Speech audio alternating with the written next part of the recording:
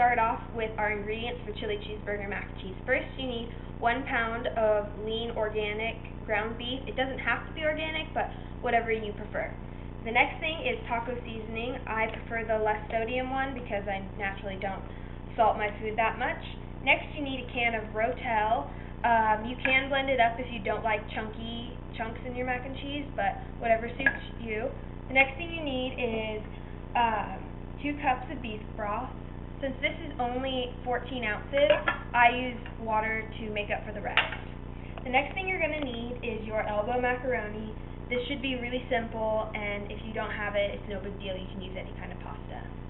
The next thing you're going to want is 2 tablespoons of butter, 2 tablespoons of flour, 3/4 of a cup whole milk.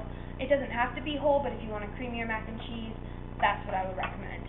Next, you have your 1 cup of shredded cheese.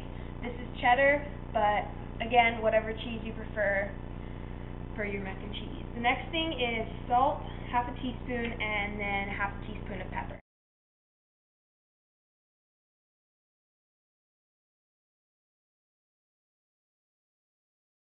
Next, what you want to do is you stir in your taco seasoning,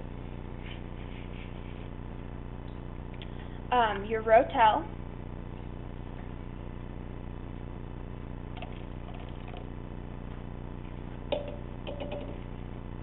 get that put in there, your beef broth,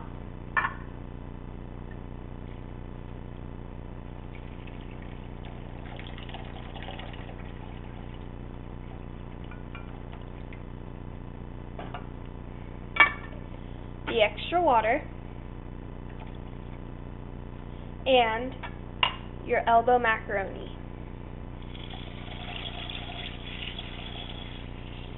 And you want to make sure to do this after all of your beef is thoroughly browned and the fat has been drained out.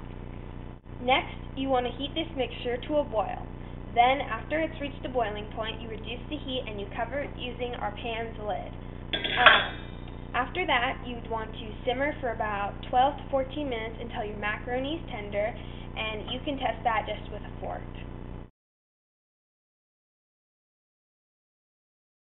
Alright, so while our meat mixture is simmering, we are going to make the cheese sauce. So the first thing that you want to do is you want to melt the butter in a saucepan.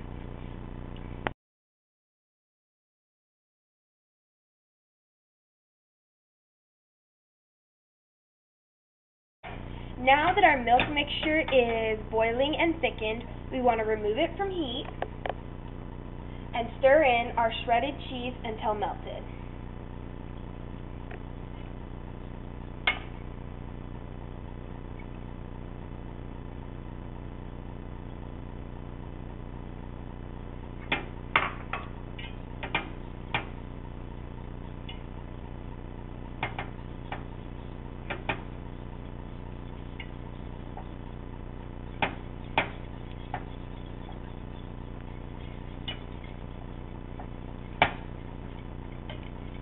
You'll notice a slight change in color.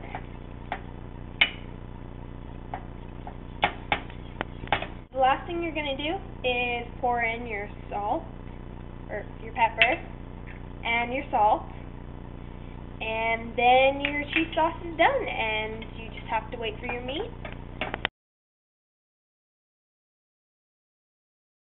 Alright, and there you have your super simple and super yummy and delicious chili cheeseburger mac and cheese. I hope you enjoy.